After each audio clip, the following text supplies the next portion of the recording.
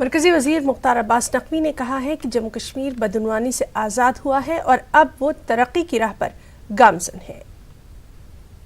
Kashmir corruption और कुशासन से मुक्त हुआ है।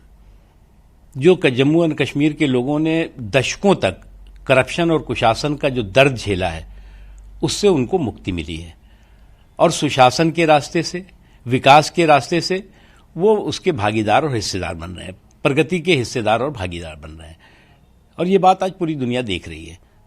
जिन लोगों ने बहुत बेदर्दी और बेशर्मी के साथ कश्मीर के लोगों के हितों की हत्या की थी, वो आज अलग थलग पड़ रहे हैं। आज वो कहीं ना कहीं जो है वो आइसोलेट हुए हैं, क्योंकि इन्होंने तो सिर्फ करप्शन और कुशासन किया और सिर्फ लोगों के हितों और लोगों के विकास के में डाका डाला है।